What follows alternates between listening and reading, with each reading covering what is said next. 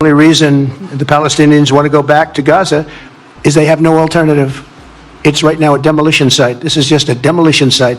Virtually every building is down. They're living under fallen concrete that's very dangerous and very precarious.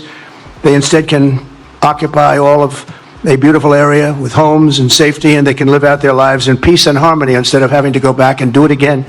The U.S. will take over the Gaza Strip, and we will do a job with it too. We'll own it and be responsible for dismantling all of the dangerous unexploded bombs and other weapons on the site, level the site and get rid of the destroyed buildings, level it out, create an economic development that will supply unlimited numbers of jobs and housing for the people of the area. Do a real job, do something different. Just can't go back. If you go back, it's going to end up the same way it has for 100 years. I'm hopeful that this ceasefire could be the beginning of a larger and more enduring peace that will end the bloodshed and killing once and for all. With the same goal in mind, my administration has been moving quickly to restore trust in the alliance and rebuild American strength throughout the region.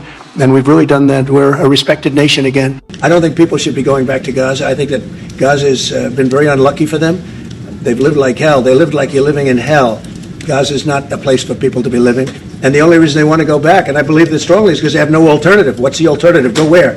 There's no other alternative. If they had an alternative, they'd much rather not go back to Gaza and live in a beautiful alternative that's safe. That was the President of the United States sitting in the Oval Office endorsing the forcible resettlement of Palestinians off their own land, off land that international law recognizes as their land, as land that the United States, until 2 weeks and a day ago at least, recognized as their land. And the Prime Minister of Israel, the state created because Jews were forcibly relocated, forcibly resettled, and then killed in Europe by Hitler, sitting there smiling, while the President of the United States is saying we should forcibly resettle a people off their land.